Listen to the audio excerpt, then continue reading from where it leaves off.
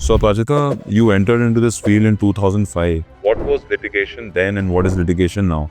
Why did you suddenly decide to get into litigation, that too quite early in your cricketing career? There are going to be more bad days than good days, but if I just keep thinking about the bad days, then I had even fewer good days. What would be your top 5 skill sets? You need to know languages well, because if you know languages well, you sometimes I think the younger generation is very dedicated, works very hard, also is very smart with their work. But sometimes I don't think they show any patience in terms of what they're pursuing. Hi, I have a very special friend today, Aprajita Bansal. She has been the captain of the Uttar Pradesh cricket team and been a professional coach. And she has been litigating for the last 20 years. So we have a deadly combination of cricket and law. Aprajita is doing really well in her career. And today, to the students who are aspiring to become lawyer, you can see for yourself a sportsperson doing well in litigation. So we have a lot to hear from her, how she did it, why she did it, and what she thinks about this profession.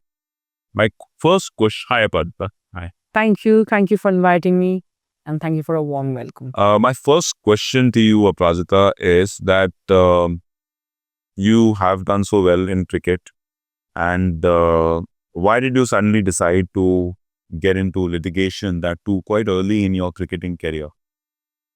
So it was a pact that I had with my father, because back then when I started, when I was playing cricket, there was no BCCI looking after women's cricket. It was the WCI which was taking care of women's cricket, and many a time when cricketers had to fend for themselves, find sponsors to sponsor them if there was a tour outside India. So it wasn't a viable option, and obviously my parents had reservations about me pursuing this purely as a, a pursuit of passion, whatever to say, to want to play for India. So my father and I had a pact. He said that, okay, fine, you get into law, do 5 years of law. If by the end of the 5 years you make it into the Indian team, then you pursue your cricket. If you don't, then you will practice law. And he kept with his side of the bargain, and therefore I made it to the India senior, TAM team, but I did not make it to the Indian team, and therefore at the end of the 5 years, I got into the practice of law. Okay, and was that a setback, not making it to the Indian cricket team?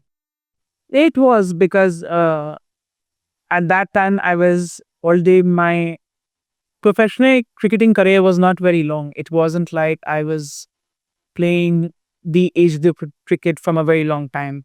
I was discovered in the backyards of my colony by a cricket coach, and then he was the one who asked me to come for trials. And before that, I didn't even know that there was a Women's Day. So When was this? You were in which class then? I think I was in. So it was very late. I would say sometime in class 10. Oh, okay. And at that time I couldn't go. I went in class 11. So it was very late. So I had practically hardly any time to make it to the team. But it was, uh, I had sort of tapped in my state, the state of Uttar Pradesh, and I'm also captain zone, central zone. I've also done under 19 India camp and senior India camp. But I didn't make it to the team. I think probably if I went on to, sort of play for a couple of years, maybe, who knows? But this was my destiny, so therefore I'm here. So when you entered this profession, there were very few women who were into litigation.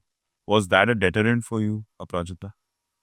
Not really, because even in cricket at that time, we used to have these cricket nurseries, camps, and also cricket clinics, where hardly, maybe in 2 or 3 clinics or camps, there will be 1 or 2 girls who will be practicing. And back in these days, there was a lot of, men cricketers were very popular back then also. And when everyone spoke about cricket, it was only about men's cricket. There was hardly any women cricketer that anybody spoke about. Yes. So I was already sort of in a field where it was completely male dominated. So, and also to look at any other profession in this country or anywhere else in the world, purely by stats, also in terms of population, also any field that you will enter, you will primarily have more men than women. So that was never a deterrent to me. It was never about whether you are a female, uh, lawyer or you're a male lawyer. It was always about the fact that, if you work hard and if you stay consistent at what you're doing, you have a fair shot at doing well in what you choose to do. Because that's what sports taught me. So, Aprajita, you entered into this field in 2005. What was litigation then and what is litigation now? Well, there are a lot of changes. Earlier, purely from the standpoint of, when women were in practice, there were hardly any women in practice then. I could literally count them on my fingers in the corridors mainly. There might be a lot of registered lawyers, but in the corridor on a daily basis, I could just barely count them on my fingers.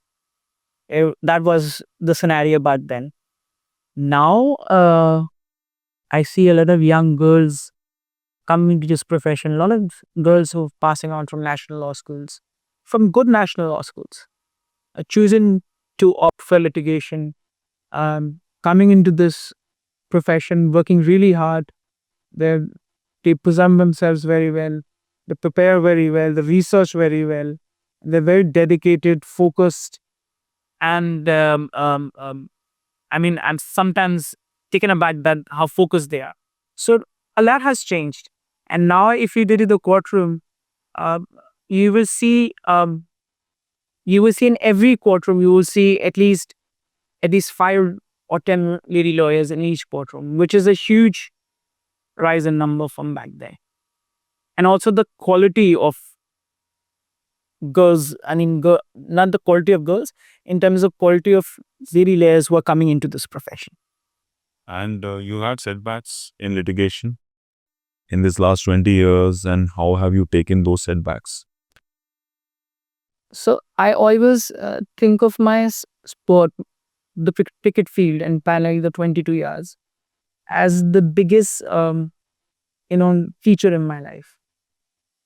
It has given me all the life lessons that I've implemented in my legal profession.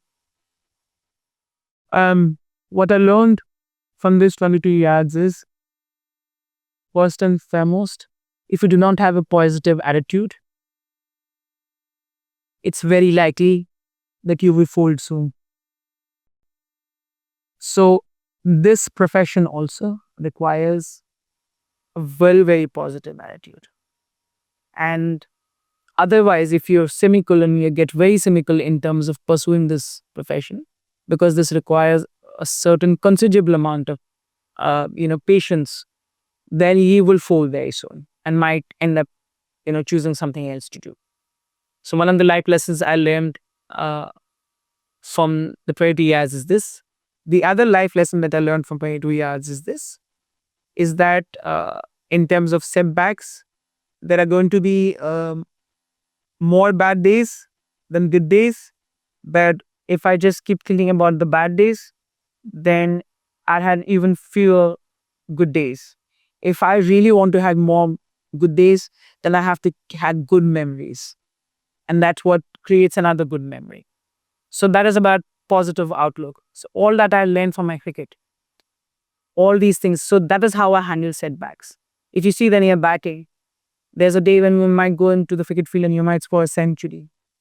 And the next day you go to the cricket field thinking, oh, you're a hero. And score a duck. And score a duck. And therefore, here also, every day is a new day. And every time you have to enter the field with a positive attitude. So you cannot carry forward the good or the bad from the last, the last day in court. You have to come with a fresh mind, free mind, and start over again, whether it's a setback or you had a great day in court. Every day is a fresh day. So that's the attitude I take to work. Okay. Aprajita, one question I would like to ask, and especially for these students who are in class 10th, 11th, 12th, 9th, 10th, 11th, 12th, what is a specific quality that they should possess if, they want to take up law as a career? And when I'm saying law, it is not just litigation, right? So if you look at the skill sets that they should possess, what would be your top 5 skill sets for these students who are studying in school right now? So the top 5, see, because law is the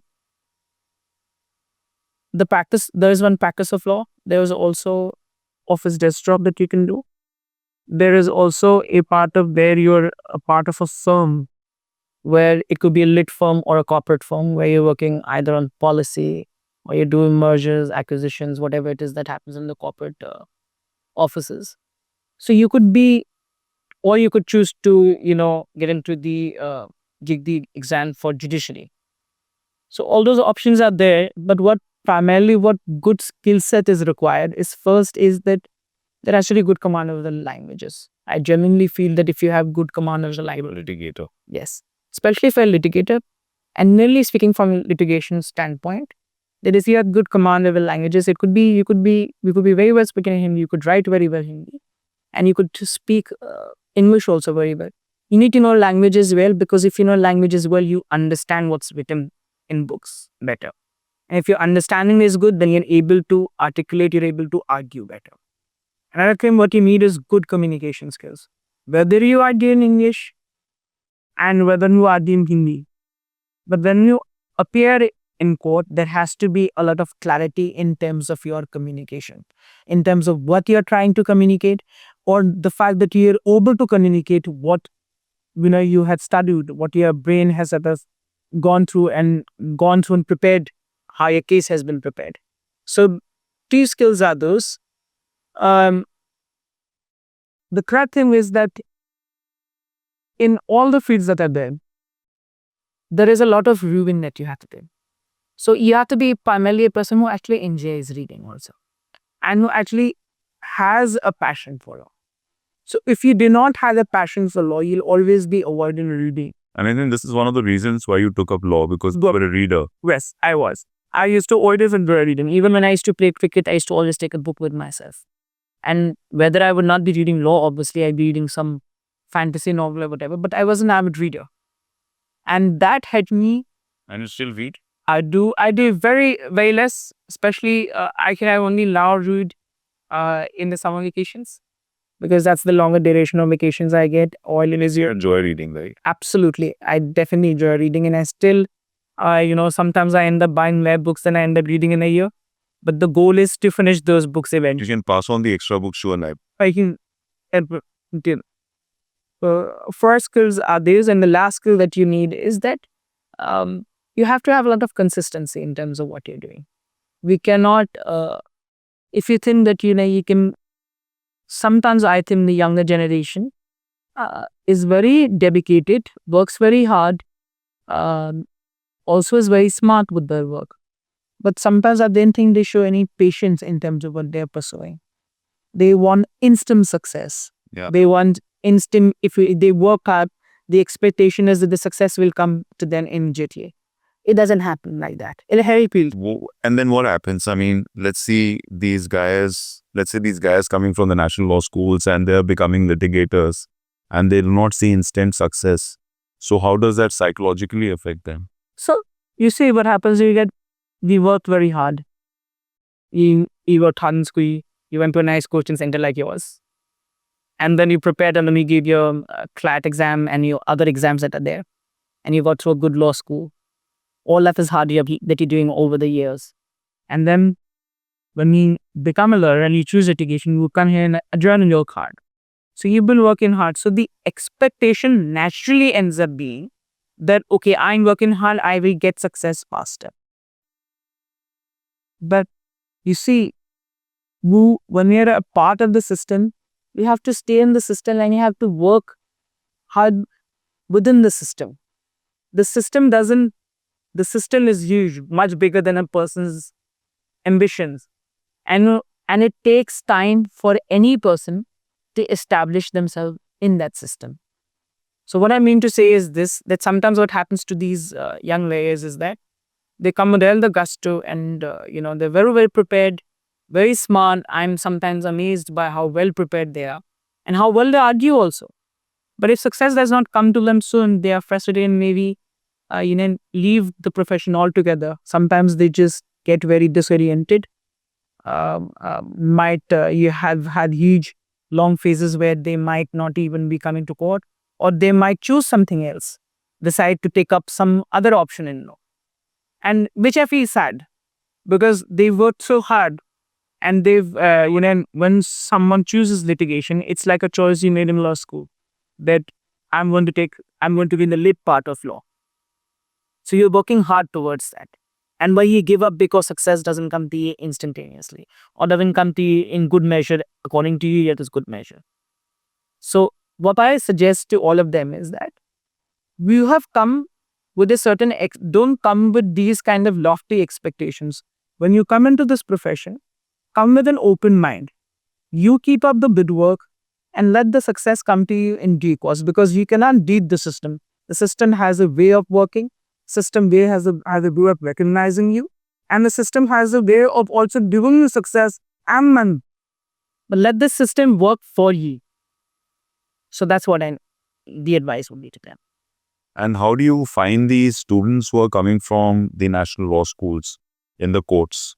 How different are they from probably students coming from universities? Do they have some edge over the others? So see, in the courtroom, fortunately, we had students from law school, students from national law school, and also from other universities who come into the practice.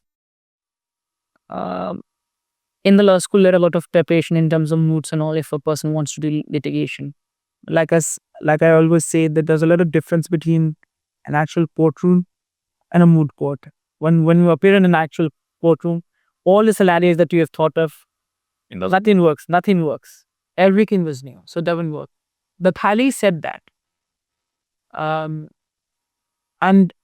one more thing I'd like to add, I've also seen it even out for people who are not for national law school also, but they share even it out for them in terms of their put them in a lot of hard work and do very consistent at litigation and doing quite well even though they're not for national law school. There are a lot of instances of those kind of young lawyers who've done well. But at the same time, if you're asking me what edge do I find in the national law school products which come into litigation, they are very well prepared. Their research is good. They're very thorough. They're very focused. And they're young, veiled boys and girls who can appear in court and hold on to their own in court. The only thing where I think the other law school kids have an edge over them is because they're more patient. And I think that is also a thing of, how they've worked through the system also. Some kids must have not worked that hard through the system and have come and now I'm selecting your card. So they're picking now. And some have worked really hard and now they've been working hard for 7 8 years and won the results soon. Yes. So I think a lot has to do with what is there in the background also. And have you kept your passion for cricket alive, Aprajita? Well, when I got into the practice of law with all seriousness, well, obviously, there was a little heartburn and leave something which you love so much. It would always be my first love. But when as I always say, when you choose something, make something work. So I put my heart and soul in this, and I really had never thought that I would get an opportunity to be connected with this sport again. And you see such as life is a full circle, they say. Last year, sometime around October, I just got a random call that, they, because of what I'd done in cricket, out of the blue completely. And that's 20 years ago. That's 20 years ago. And what I'd done in cricket and the kind of reputation I've had, they want someone like me to come in the selection committee with the credibility that I bring, because they want to remove the corruption and everything. And so they want someone, the K9, they want someone there and they want someone like me. And I was very surprised. I actually told them, are you really sure because I've been so disconnected with the sport for, in terms of being involved with the state sports. I do watch cricket, women's cricket, any live that comes on TV. But of course, I've been disconnected with the cricketers in the state. So I said, "Are you sure you really want me there?" And they said, "Yes, you really want to get." And so I happily accepted it as a challenge. And I was very happy for one particular reason is that, I, in some way, I got an opportunity to be connected to something that I love very much. So life is definitely Has you been, you are the chief selector now. Yeah. And so have you made some important decisions over the last 1 year? Yeah. So I had important critical selections and yeah. So I can tell you this, that the last time UP won under 19 won in the national championship one days was when I was the coach. oh, lovely. And last year when I selected the team, they won again after so many years. So definitely I must have done something right in terms of that. I mean, and I'm very proud of the fact that, the last win was also associated with me years back. And this time also when they won, it was associated with me. So now we have the Women's World Cup coming up now. Yes, we have the Women's World Cup coming. Let's see how that goes. Yes, we have the Indo. So Sri Lanka. Indian Sri Lanka, and of course the Australians had a formidable team, and in them not very far behind. Yeah. But how is the Indian women's team doing now? So I think the Indian women's cricket team is a mixed bag right now, because if you want my honest opinion, I think they should have been transitioning a little sooner than they are actually doing now. There are a lot of chopping and changes in the team, which I do not subscribe to. I think if you're preparing for a World Cup, you choose a certain set of players 2 or 3 years before with them, and then you stick with them, because that's how you give them the confidence and it'll be able to perform. I don't think that is happening very much. And if you want to my honest opinion, I don't see them winning it. Oh. And who's been your favorite cricketer, women's cricketer? Well, I would have to say my very, very dear friend, Mitali Raj. She will always be my favorite cricketer because I played with her. And when she used to play, it used to always be running to the boundary, catch in the bear. And we used to say, there was a little joke among ourselves. And these two always invariably EP used to find itself against AP back in days under 19 days. And Mitali used to play for under 19, and we used to have this private jib between ourselves. कि बस इसको out कर लो फिर तो जीत ही जाए. Okay, one last question I have for you, Aprajita. That in this field, do you have any role model? You've been litigating now. Anybody that you look up to? So every day you're learning on this profession. It's a great field. We're learning from a lot of lawyers, from a lot of seniors, from a lot of juniors also. There's something smart that someone does. Like I've seen a lot of juniors do iPad, and now I started using the iPad for my preparation of cases. I learn a lot from judges in terms of many a time the kind of nuanced way they've approached a particular case to understand how to approach a case or how to understand the case. But mostly I learn a lot from my senior. My senior, Mr. J.D. Manan Mathur, one of the finest lawyers in the city. I learned a lot from him. He's not only a very fine lawyer, I'm one of the best RDM counsels, to also find in me, and also my mental integrity. So when you have a good senior and you have solid grounding because of that, because for many years, it's all about watching your senior and learning how I can emulate him, how I can be even half of what he is. And so, I mean, I think I was very fortunate in that regard. And any advice that you would like to give to the future law aspirants, Aprajita? I can definitely give them one advice if they're choosing litigation. It's a great field. It's a charm field. It's a charmed life. We learn every day. Nothing better than learning every day, because you can make money in anything, but you cannot learn every day in all fields. This is a great field. And this is not only a profession where you learn or you make money or you become something, but it's also a profession which develops your personality.